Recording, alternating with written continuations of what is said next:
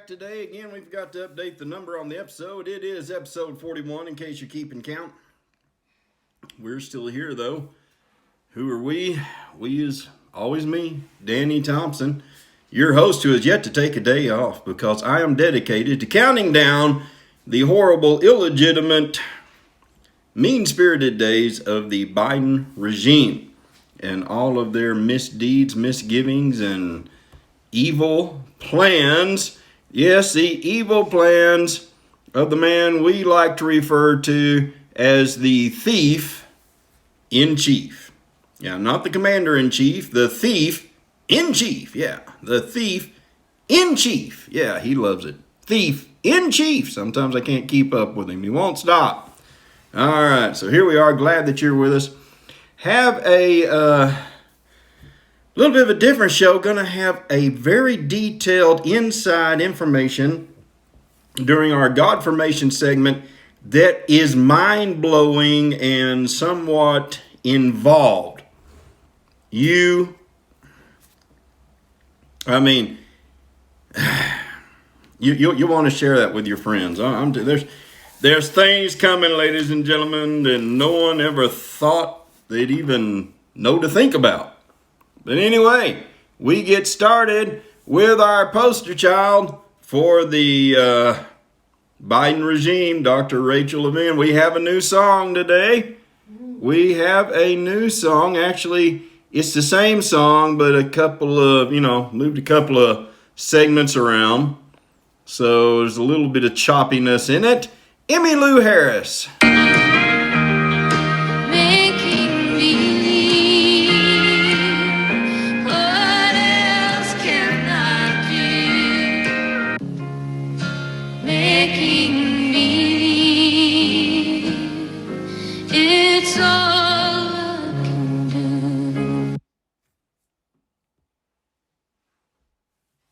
You can thank me later.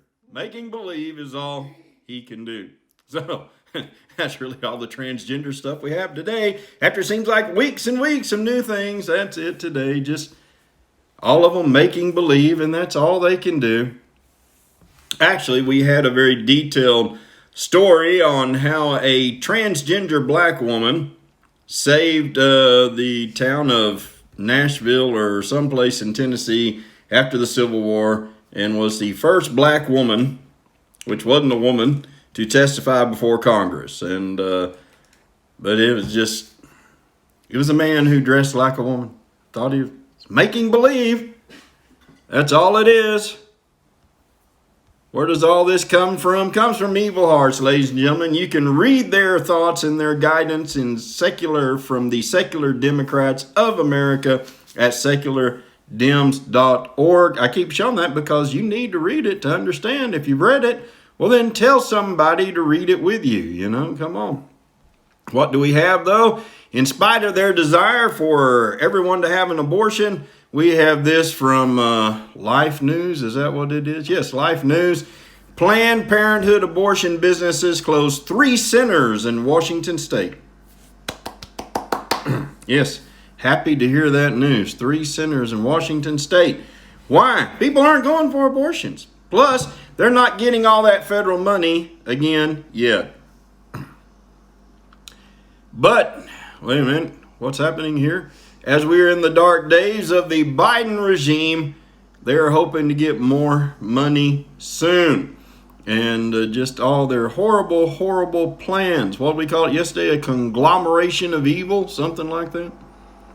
Anyway, now I show you this because obviously you must treat North Korea sternly. But do you remember when Donald Trump was President Donald Trump was responding to North Korea at the beginning of his term, and he was saying, hey, you launch anything, we're going to blow your whole country to smithereens.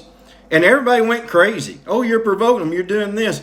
Well, our new defense secretary, or Secretary of Defense, the Biden Defense Department, Biden Defense Secretary warns U.S. forces ready to fight tonight after North Korea warning. North Korea has been making noise. We're going to do this, we're going to do that. But now it's okay to threaten them. It was wrong for President Donald J. Trump to threaten them. but now it's okay. You can threaten. You can call Putin a killer and everything. You can do all this stuff now that if President Trump did it, it was horrible and wrong. It's just, it's always who you are. It's always who you are. It's never a real criticism. It's always just, oh, this person said it and we don't like them, so it's wrong. I don't like that. If it's wrong for one side, it's wrong for another side. Treat them the same. But no, we can't do that because why? Everything is politics, including COVID. Now, you remember the other day we read to you the scientists that had done a study on children going to school said, you know, nothing was based on science that the CDC is doing concerning schools. Well, the CDC, as it says here, will likely change school distancing guidance to 3 feet. Fauci says. Now, why are they doing this? Because the regime wants schools to open.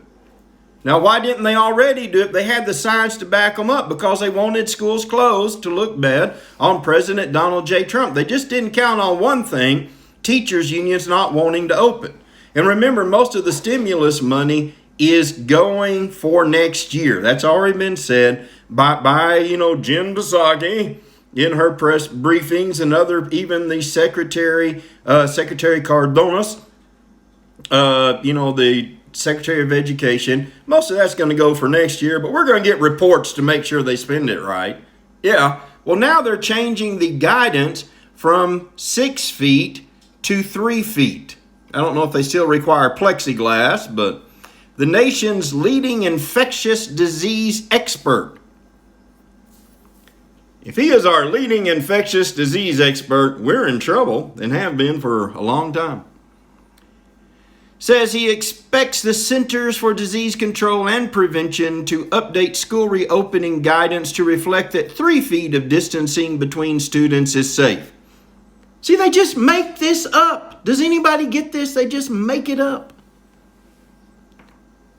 Dr. Anthony Fauci's comments made on NBC News today on Thursday come a day after the CDC's director was pressed on the topic during a House subcommittee hearing. Dr. Rochelle Walensky on Wednesday had said CDC is actively looking at additional studies on whether students can be spaced 3 feet apart instead of the currently recommended 6 feet, and when asked if the agency would be issuing new guidance, said they were looking to do it soon. She did not indicate how soon would be.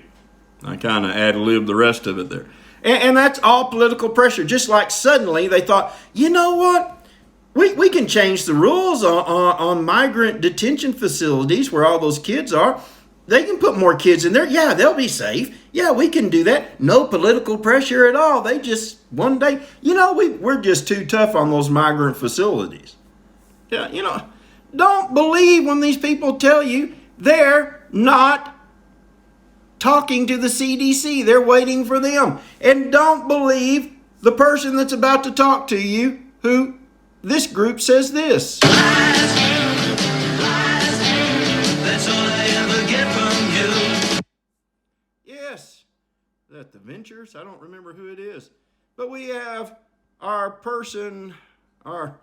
regular starring person, Jen Psaki, to talk about this with a reporter who's like, hey, wait a minute, what's going on? He can. Okay. He'll just sit on his scooplet. He doesn't care. Go ahead, Karen. A couple questions on schools. Last month, the CDC released school guidance urging 6 feet of distance between students and staff. And now the CDC director says she's revisiting this. We're reporting that this could come as early as tomorrow, that will go from 6 feet to 3 feet. What does the White House say to teachers who are concerned that the science hasn't changed in 5 weeks and that this is political, this change?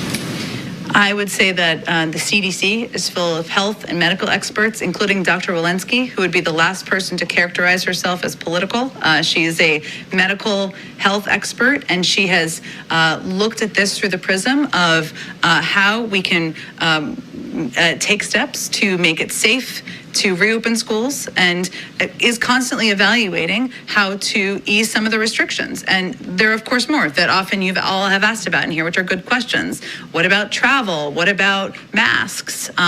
They take an approach that is purely through the science. So we'll let her speak more about it when they're ready to release those formal guidelines. The White House directs states to do something with that guidance when it's released, similar to what we saw when the president made the direction on vaccine eligibility. You mean like, will we direct schools to? Have to now do this. The CDC has said this, 6 to 3 feet. You now have to follow this to push for reopening. Well, social distancing is one of the mitigation measures, right, in the CDC guidance. And I don't know, I have not seen the CDC guidance, so I don't know how it will be characterized in there.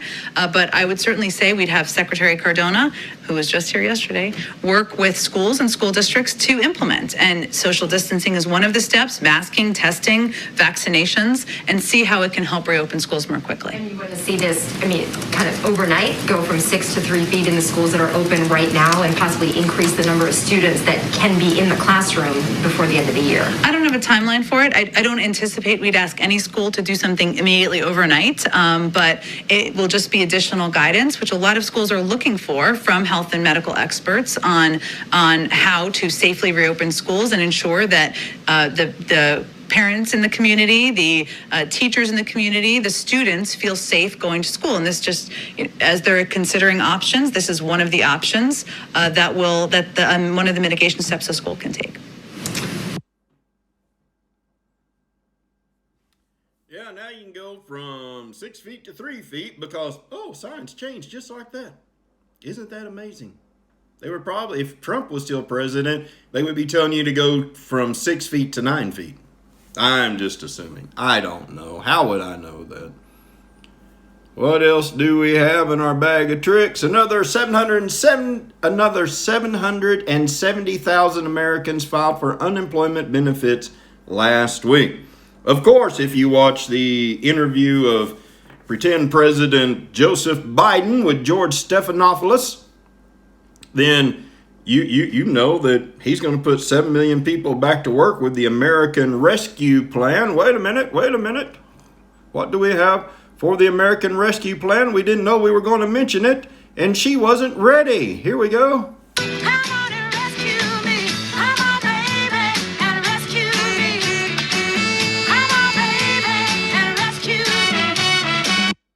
Yeah, come on, Biden, and rescue me. Anyway, it's going to, not only that, it's going to add $1 trillion to GDP this year. Isn't that weird? It's going to spend almost $2 trillion, but it's going to add $1 trillion to GDP.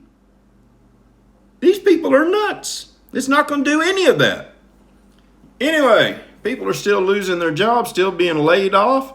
You know why? Businesses are closing. Factories are having to shut down. Ford's moving down to Mexico. Shutting down pipelines.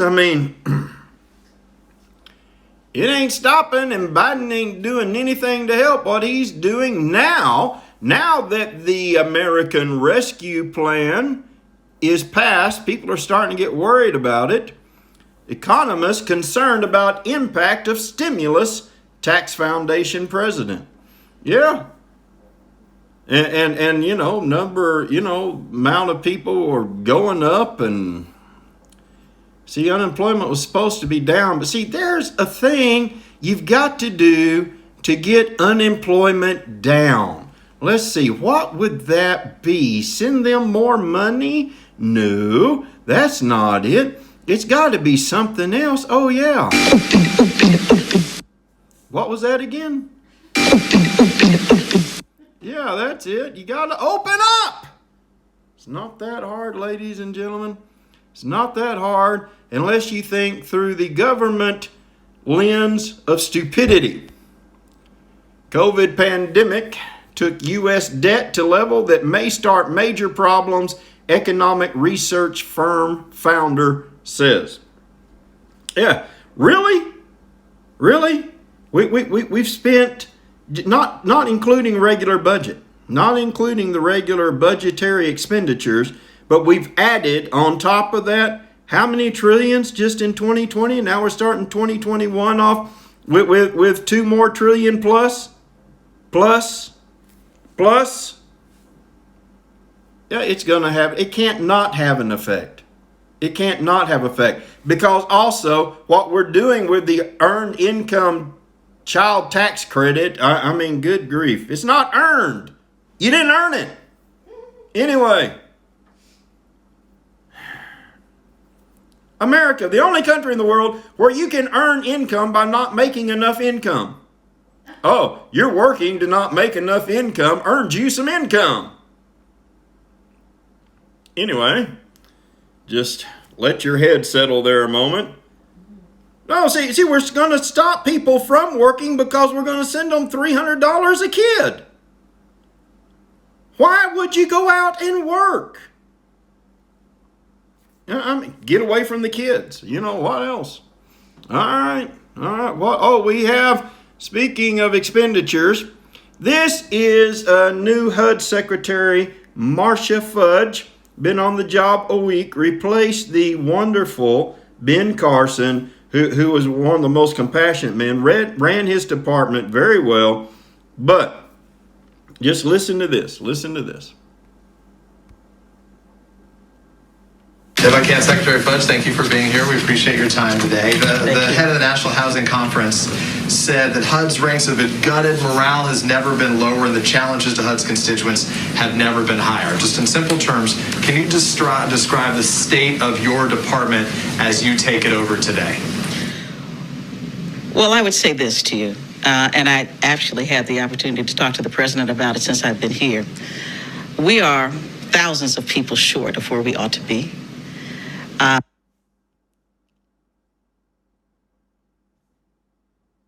She wants to hire thousands of people for HUD. Now, not knowing, I've never worked for the federal government a day in my life, unless you count my time in the National Guard. So I guess I did. Anyway, you hire just 1,000 people at roughly $60,000 a year salary and benefits, which I'm guessing it would be higher for most. That's $60 million added to the HUD budget.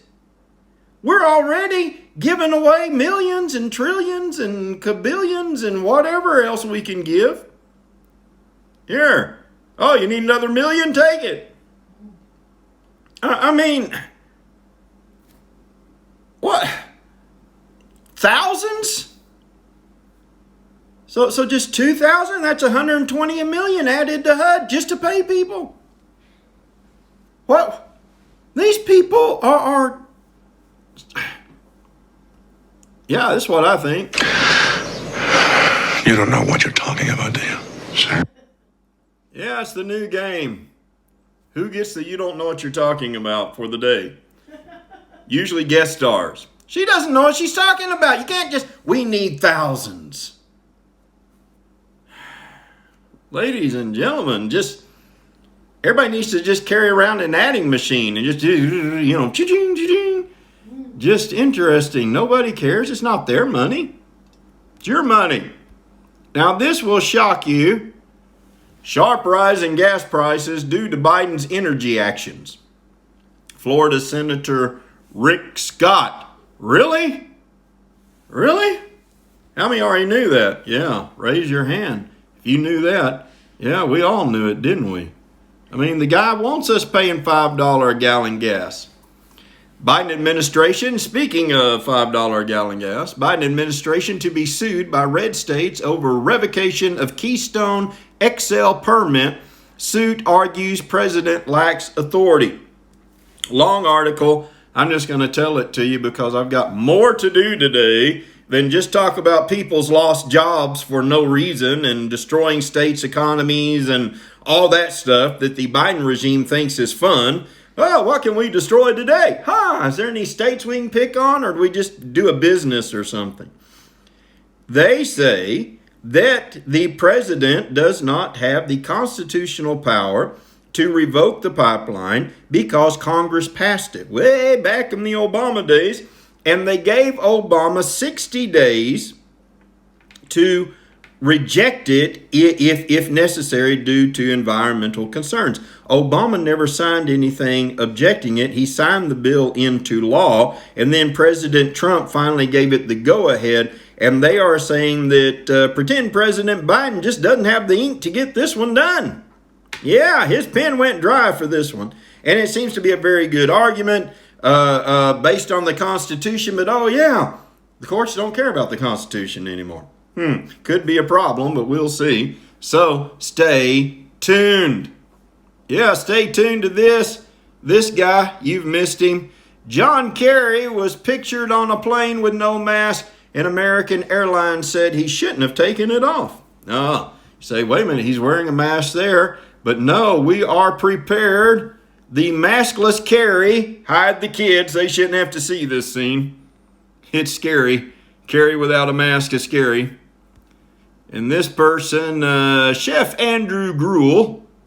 That's not a good name for a chef, is it? Is that gruel? Yeah, gruel. Eat your gruel. I don't know. Normally, I hate this nitpicking, but this is the world in which we live. My 6-year-old was reprimanded for having his mask below his nose for 30 seconds. Babies have been removed from planes. But there is climate special envoy John Kerry not wearing his mask. He said it couldn't have been off for more than 5 minutes. But there he is on the plane, and you notice the person next to him is properly masked up. But we see another picture of the maskless Kerry in our exclusive photography of Kerry on Easter Island for his last vacation. All right. Way to go, John. He says, no, it's not him. He realizes it could kill people. Well, it was you, John. Wasn't me. What's going on here? Uh-oh. Well, Petticoat Junction didn't want to come up, so we have to get Uncle Joe without it. Sorry about that. Now, this came up, and it's created quite a stir. Biden, when he was about to go to Delaware, wherever he went the other day, on his little trip to sell the American Rescue Plan, and he comes up, and it looks weird. It looks like he's really not there. The reporters aren't there and everything. And they say, there's experts saying, no, this isn't green screen. I don't know why they just can't get the reporters to say, we were there, he was there, but that's not happening. But take a look. Travel to the southern border, sir? Not at the moment. Have you decided when you're able to share thoughts with other countries? Is it allies or neighbors first? Who will be the first country to get U.S. vaccine? I've been talking with several countries already. Well, I'll let you know that very shortly.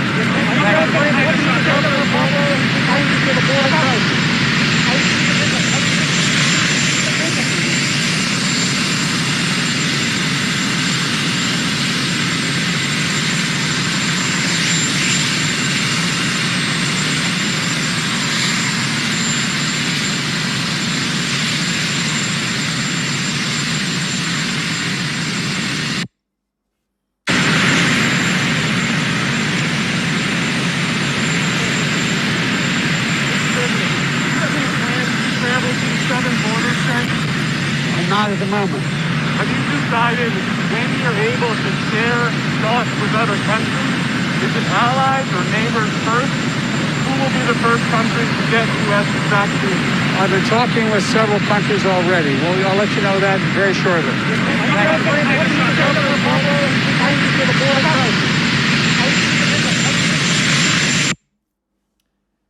I don't know about that one. It looks weird. Of course, they come out with several different angles, but why can't some of the reporters just say, no, he was there and we were there? And you notice, and maybe there's another helicopter there. You hear all the noise, but the helicopters, the rotors on that one aren't, I don't know. I'm not trying to start a conspiracy theory.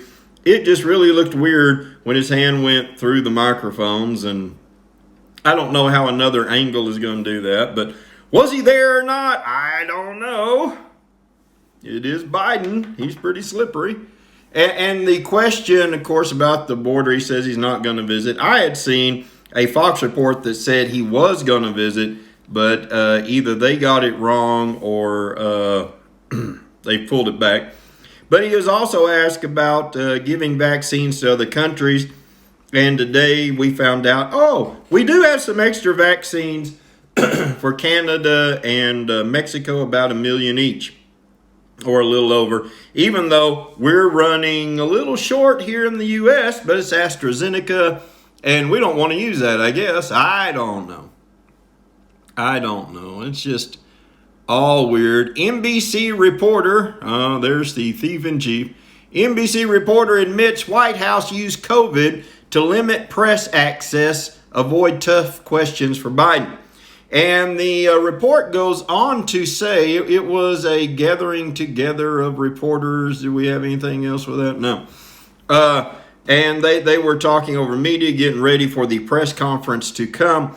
And the reporter said, well, they didn't really stage it, but they did because the ones they picked to be there, they knew who they were getting. So it's not like they coordinate, but they knew what reporters they were getting, so they kind of know where they're coming from. And that's why they've been so surprised on a lot of border questions and stuff. And also, the reporters have to pay for the daily COVID tests. And so it's like 180 each, which they said they knew would keep the,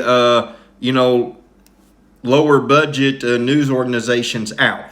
So he said, it's not like you can just say they did it, but they did it. NBC is saying that.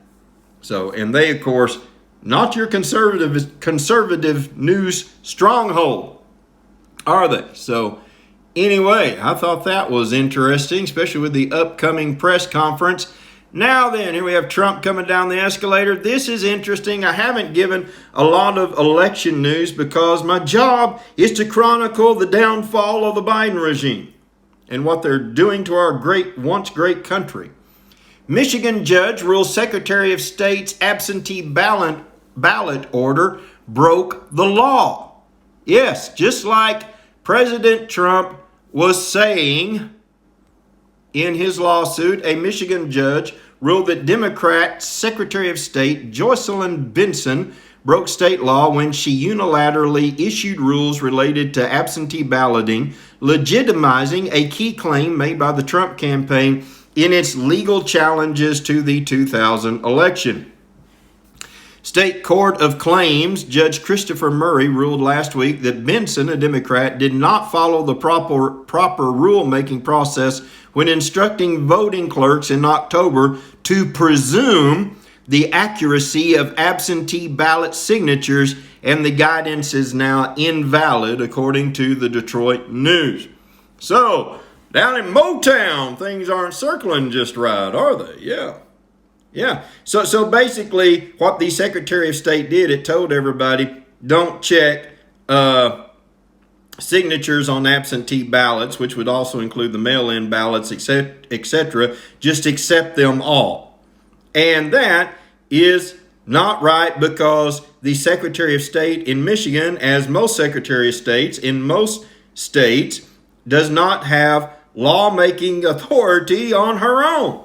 And that would have had to gone through the legislature, and there is a process.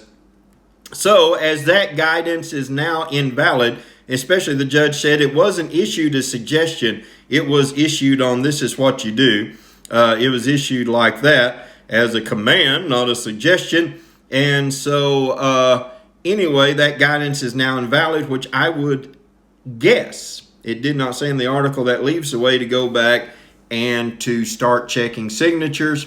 Who knows where this will lead, ladies and gentlemen, but pretty big news as we do what? Make a run for the border. Yes, we're going to make a run for the border. You wanted it back, it came back. And remember, ladies and gentlemen. Así que yo creo que es muy importante subrayar el caso que la frontera no está cerrada y el viaje es muy peligroso y la gente realmente no debían llegar a los Estados Unidos en una manera irregular ahora. You're telling them not to come. Yes, and in case that wasn't plain enough for you, well, a lot of things not working today. I guess they're tired of it. we won't listen to you today. I don't want to waste the time on you. All right. No, voters reject amnesty and Biden open border scheme. That's what they say. I didn't say it. They said it. I didn't call it a scheme. Voters did. Voters are saying no to any plan to President Biden to ease citizenship requirements for illegal immigrants and are raising a red flag over the growing border crisis sparked by his open border policies. In the latest Rasmussen Report survey, 73% of voters polled said they are concerned about the flood of migrants over the border and the government's ability to meet COVID-19 protocols. So, 73%. That's pretty high. Somebody better be paying attention to that, or people might get mad. Top Border Patrol officials say the migrant crisis is getting worse. Yeah, you know, hey, here's some pictures of it. Yeah, people coming across the border, walking up roads, Biden in the middle. No, I don't want to go down the border. I don't want people to see me there. I don't even speak Spanish. Anyway, excuse me.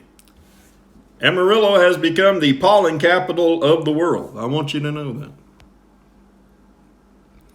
Sheriffs, up to 50% of migrants captured have COVID, want borders secured. Excuse me. That's a little different what they've been telling us.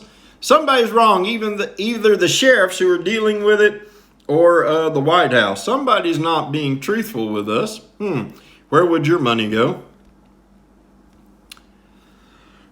Excuse me. Growing border insecurity and concerns that illegal immigrants are infected with coronavirus are prompting the nation's sheriffs to urge the Biden administration to take action to tighten controls. At its virtual winter meeting, good grief, the National Sheriff's Association's Board of Directors discussed the threat to the United States by the latest migrant surge and okayed a detailed warning call to the president. In other words, this is stupid. Can we do something about it? Oh no, we can't do that. In a draft, border security resolution set for a vote by the full association at its June 21st through 24th meeting in Phoenix, Arizona, where they should see a lot of this firsthand. The sheriff said, "It is the position of the National Sheriff's Association that all efforts be made by the federal government to secure our nation's border to prevent harm to our nation and to her citizens." Well, you know, what a bunch of sheriffs know about anything anyway. Come on, it's not like they deal with this stuff on a day-to-day basis. Oh yeah, they do. I'm sorry, what was I thinking? More than 13,000 migrant children in U.S. custody, sources say. Because we can't get an accurate count. You want to know why we can't get an accurate count? We'll tell you in just a second. But first, this in from Texas. Texas Governor Abbott demands Biden admin give access to migrant children for trafficking investigation. Yeah, Texas wants to find out how many were brought here to do whatever. How many have been absconded? How many were for? I mean, we don't know because federal government just gets them and lets them go. Doesn't do any investigations, just looks for a phone number in their pocket. What is that old song? Catch a falling star and put it something in my pocket. Anyway, I have to think of that one. Phone number in your pocket. You know, and I can't find it, but one day, I think it was Jen Psaki who said the president came up with that. Maybe we can look in their pocket, see if they've got a phone number. Border Patrol couldn't think of that. HHS couldn't think of that. Nobody that's working with these people, ICE couldn't think of that. While they're going through all the kids' clothes, they never thought, oh, we could just call this phone number and maybe somebody could come and get them. No, President Biden had to think that one up in the Oval Office. You know, I was just sitting here thinking maybe these kids might have a phone number in their pocket and we could just call people to come and get them. And everybody's like, oh, this man is brilliant. Yeah, well, if that's the case, he's hired a bunch of dummies. Oh, Mr. President, these kids have these funny 10-digit numbers with them. Well, what do you think that is? A phone number, maybe? Oh, but what we read just the other day, the kids were telling the lawyers they couldn't call anybody. They wanted to call, they wouldn't let them. See, you get all these stories. They're just, what are they?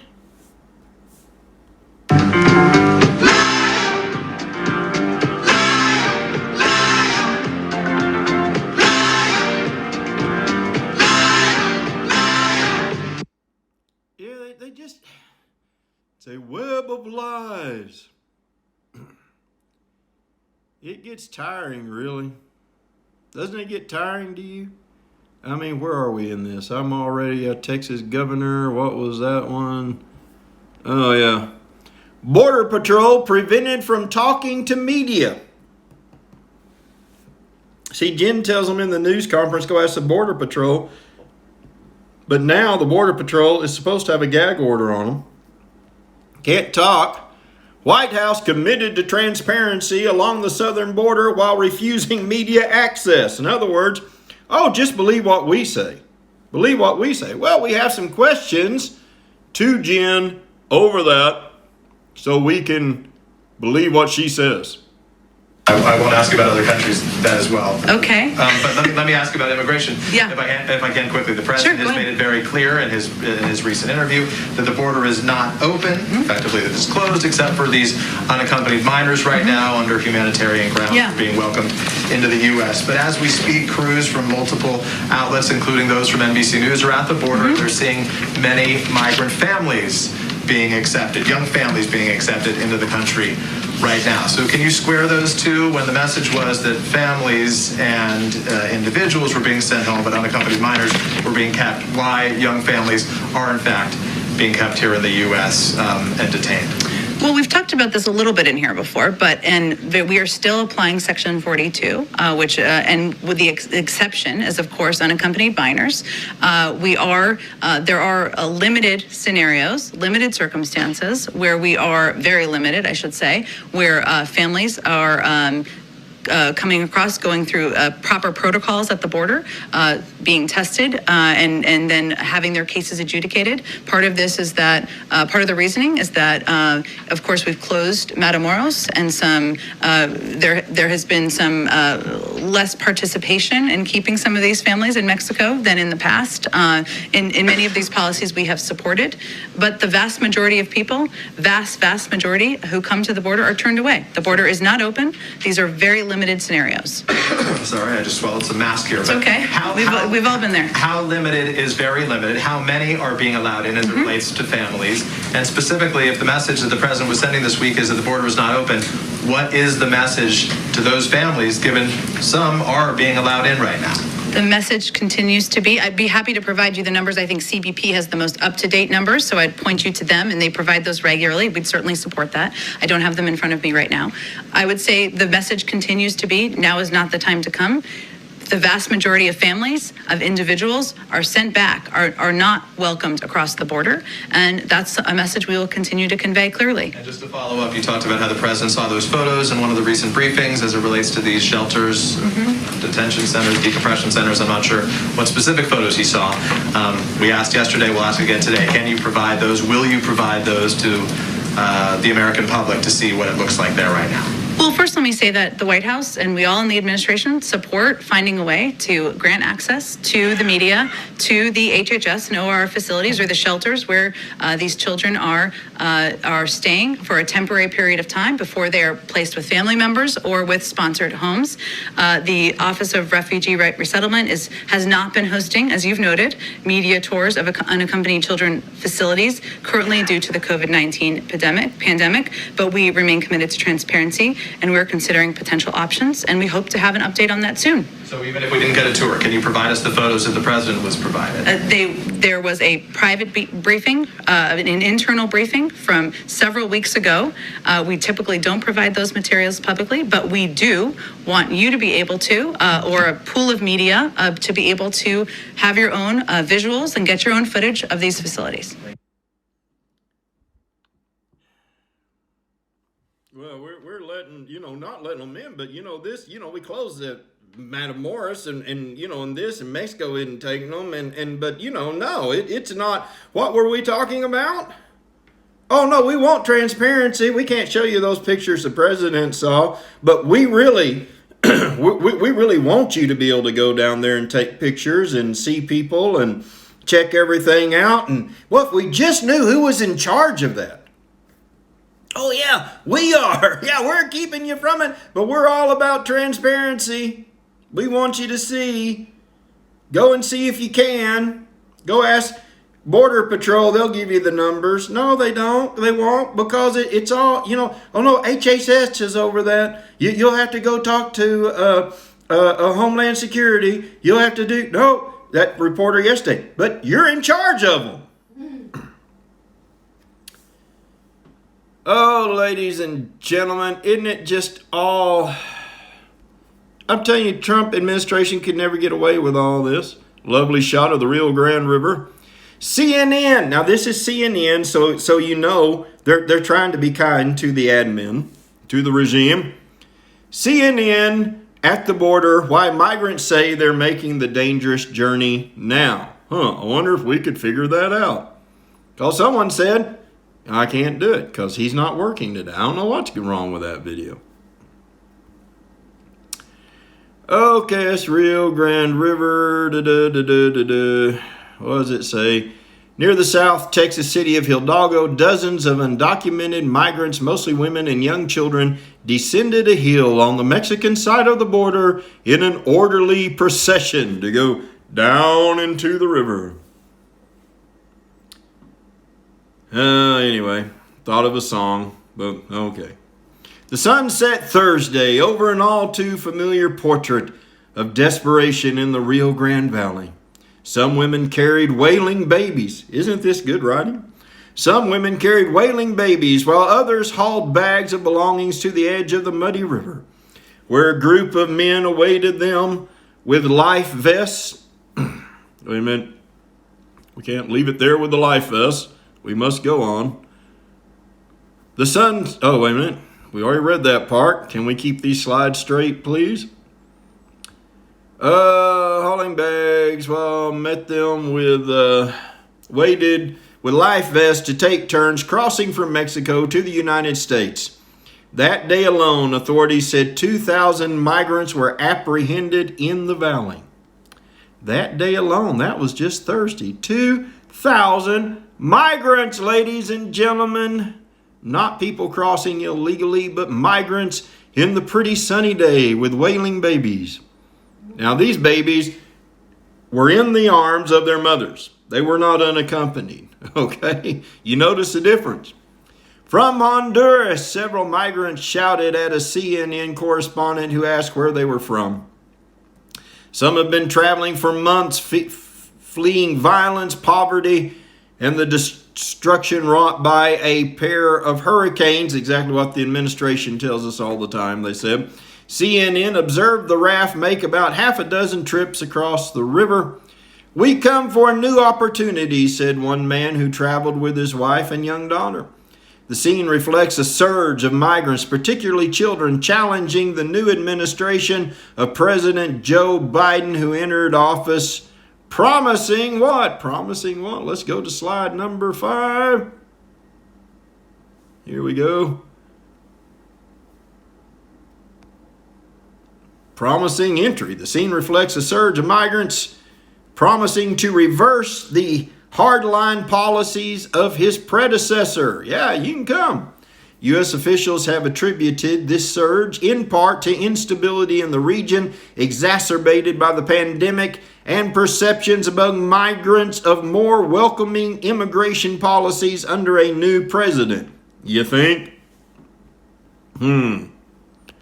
Yep.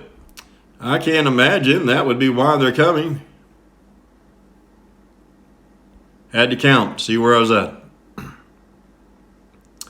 Roxana Rivera. We're doing this to point out this because Jen keeps saying they're not coming. But Roxana Rivera, however, said she and her 6-year-old daughter left Honduras after back-to-back November hurricanes destroyed her home and everything in it. And you feel sorry for these people. I mean, again, why wouldn't you come?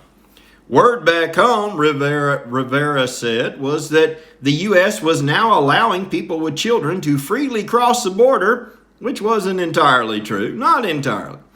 She heard that on the news. See, they're broadcasting it. That's what I've told you. They said that last time. No, it goes out over the news. The government promotes it. People promote it that you can come. It's not, how do they get this message? And the people in the regime know it goes out over the news. They know what they're doing. They just act all surprised. Well, they're surprised. They didn't expect the whole countries to come. They thought someone would stay back home. Anyway, where did we leave off? She heard that on the news. She said relatives in the U.S. relayed the same information. Other migrants had same story. So the relatives here are saying, we heard him say it. Come, now's the time. Vera said that she was elated when the group she crossed the border with, mostly mothers and their children,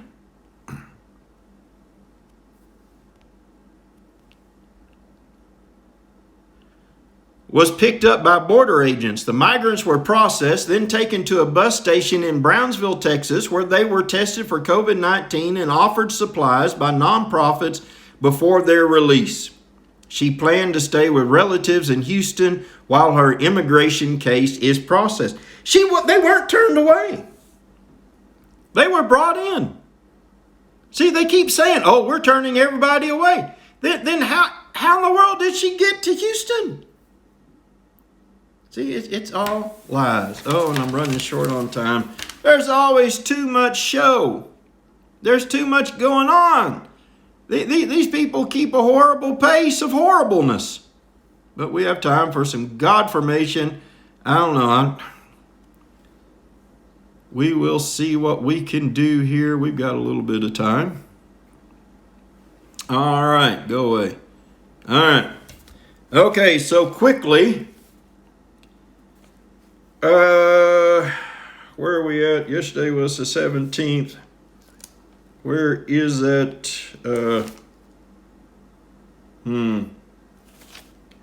Somewhere. Oh, here it is. Oh, the behind the scenes work is taking up too much time. It is slowing progress. So many committees, so many cover-ups, and there is no one person in charge. So it's really getting tough to work there. I told you last week, there's people wanting to leave. They're trying to hold it together. The press conference to come next week, that's going to be exciting. Could be the best day of the year. The press conference is being staged, and I don't just mean decorated. They are already preparing and coordinating what will happen. So we will wait and see. I don't know if it's going to be a receiver in the ear or whatever, but they're really working hard on this so they can work it out. Now, this next thing, all right, pull up a chair. If you're driving, pull over. First, make sure there's no other cars and you have a safe place to do it. I don't want to be sued. You know, if the kids are wailing, drop them in the river. I'm only kidding. Don't drop them in the river. If the kids are wailing, put them down and listen for a minute, because this is blow your mind out of everything stuff. I'm not even being fully, I'm not even describing it right. I'm not exaggerating. I'm not being strong enough at it. The Treasury Department is working on a joint venture with Bitcoin and other cryptocurrency people to develop a new racially adjusted cryptocurrency. What would a racially adjusted cryptocurrency be, you might ask? That's what I thought. A racially adjusted cryptocurrency?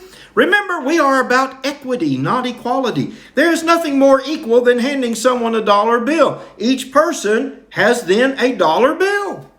The only way you can make equity is hand one person more dollar bills than the other. Then you're not equal. But as long as you have the same amount of dollar bills, it's equal. Well, we're going to change that. Yes, we are. It would be adjustable depending on the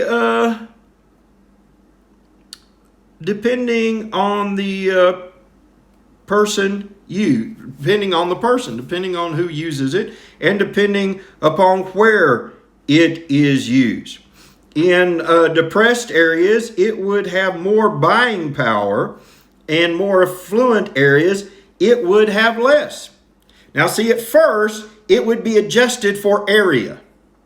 Later, they hope to adjust it per person. If you're black, then your account would be worth more money. So your dollar would be a real dollar, and somebody who had more money, like in a white area, their buying power would be less. Now they start this in areas. Let's take 2 cities, for instance. One would be, let's say Baltimore. You can't get much more depressed than that. And the other would be Palm Beach, Florida. All right? Not West Palm, which is a little mixed, but Palm Beach. Let's give each person $100 worth of this new coinage. Well, the person who walks into the store in Baltimore, their $100 worth of cryptocurrency, U.S. cryptocurrency, may now be worth $150. But that same person with $100 may only have the buying power of $75 down in Palm Beach. Now you say, well, they can't do that. They can, because it's all electronic. And so the stores would, different places would be set up by region, and it would take less to buy the same amount of thing, and they would get more compensation and all that. So that's what they did in the American Rescue Plan. Gave minority farmers the ability to pay up to 120% of their debt. So you got paid 20% for having debt. See, that's what they want to do. See, and people are saying, no, they can do that. Why can't they do that? They can. I mean, isn't this blow your mind stuff? So their dollar would be worth more than my dollar? Yes. Yes, they're trying to develop this. Oh, you don't call Janet Yellen and ask her. She'll probably yell at you, but yeah. So,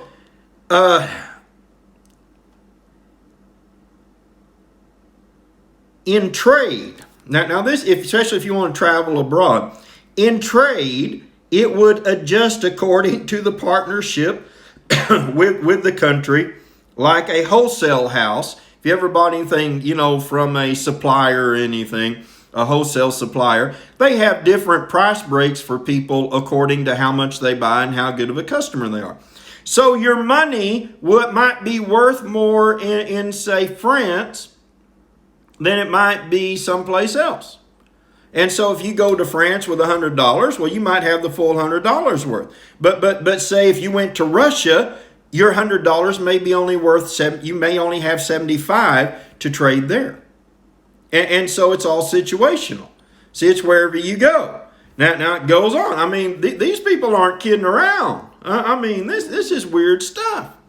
And of course, if you traded multinationally with that country, you'd be like, okay, we need to buy this amount of goods. If that country wasn't approved, it'd be like a tariff. You'd have to pay more for it, only it'd go to the government. And it'd be automatic.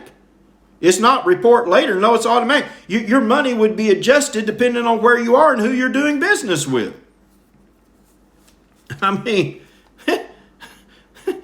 Who thought of this?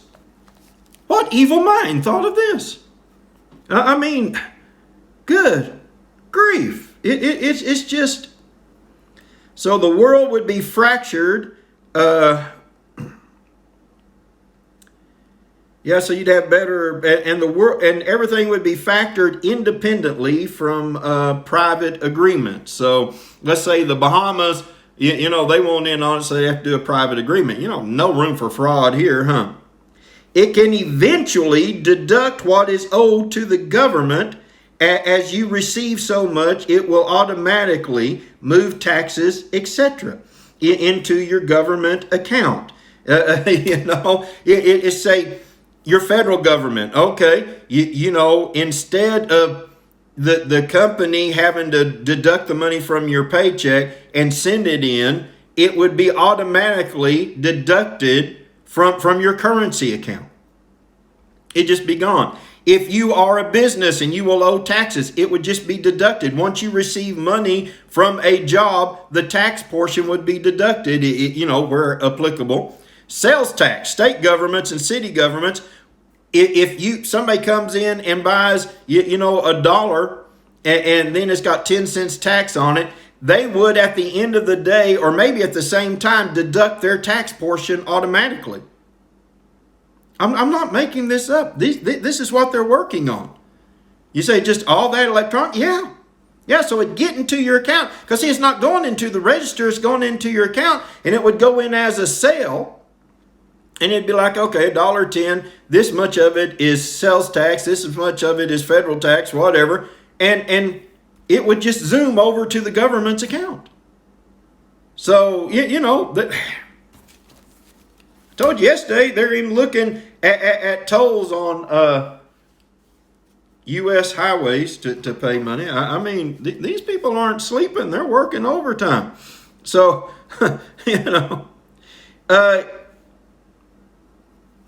it's so they want it to be based on an individual basis, but will start as a tool to bring racial equity, and will evolve into a total control on money to the point of shutting off all funds or sending all funds. And it will be said to be fraud-proof, but will be easily manipulated by every level of government. So think, if it's by an area, it's like, you can, vote for me and we'll adjust your area. Or do this for my son or daughter, we'll adjust your area. Oh, they didn't treat me right, we're going to knock their area down a little bit. But see, they want it to go to individuals. So if black people, Latino people, other people of color, Latino people, or however you do it, and I'm sure transgenders. I'm sure if you're LGBTQ plus XYZ, whatever race you are, you'll be included. So basically, white people's money will be less and everybody else's will be more. Now that's fair. I think that's fair. If I work very hard for $10, then obviously the person of color is working harder than I am for the same $10. So their $10 should come out to more. I don't see how that's going to do any, that's probably going to bring a lot of healing between the people, don't you think? But see, obviously there can be fraud. I mean, if they can individualize it, then you could have a minority-run business in the middle of Palm Beach and money would be more there that would drive business there, right? Oh yeah, I can go here and my dollar is only going to have 75 cents buying power, but there my dollar will have $1.20 buying power, and that will support that minority business.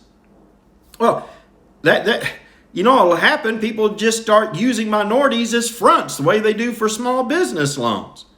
People will be, okay, hey, my dollar's worth $1.20. How about I sell you my dollar for $1.10? Your dollar's only worth 75. I can sell you my dollar for $1. I'll go in and buy it for you. You pay me this, and I make all this money. I mean, how can there not be fraud? And you got politicians that will be in charge of it.